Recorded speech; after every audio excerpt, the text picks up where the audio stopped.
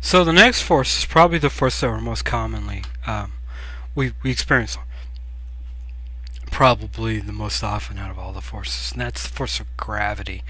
The other term used for the force of gravity is referring to the weight.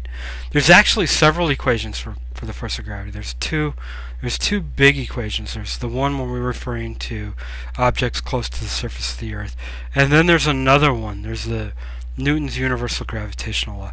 We won't talk about that one quite yet. We will cover that a little bit later.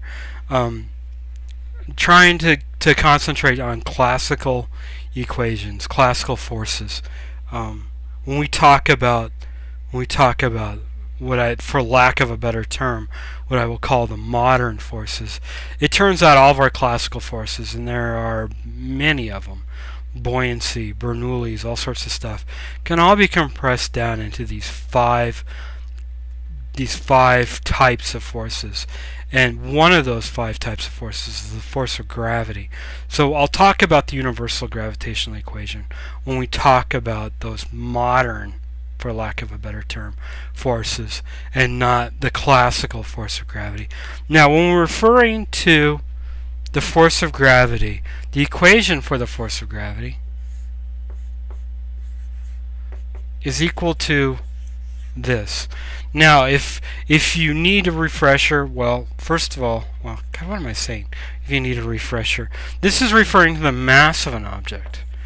So right off the bat, you should know that weight and mass are not the same thing. They're related when we talk about the force of gravity, but they're not the same thing. They're completely different. So mass times the acceleration due to gravity.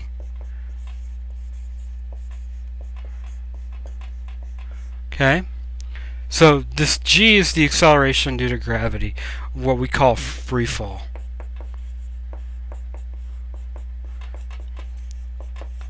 And what we know about the acceleration due to gravity, it's 9.8 meters per second per second.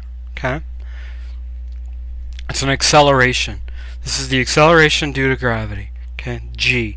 This is not gravity. This is the acceleration due to gravity. This is the force of gravity. Okay? So the force of gravity depends on the mass of the object, and it depends on the acceleration due to gravity. The cool thing is that we already know which way the acceleration due to gravity is. We also know that mass itself does not have a direction. We talked about inertia. Inertia doesn't have a direction. So we know that the acceleration due to gravity is always pointing towards the center of the Earth. Okay? So here's my Earth. Here's my force of gravity. It's always pointing towards the center. That means that the force of gravity is also pointing towards the center of the Earth. It's always pointing towards the center of the Earth. And people will just quickly say, well, consider the Earth to be flat, and it's always pointing straight down. I don't care. If you're considering a small area like a classroom, or even a city, or even, for the most part, a state, you can consider that the force of gravity is just straight down. Okay?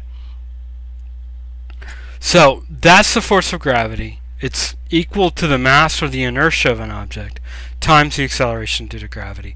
Like I said, there is a second equation for this, but when we get to the modern forces and we start talking about fields, we'll talk about the second equation for the force of gravity. Okay? Cool? That's weight. Remember, weight is not the same as mass. Ugh! #1 pet peeve.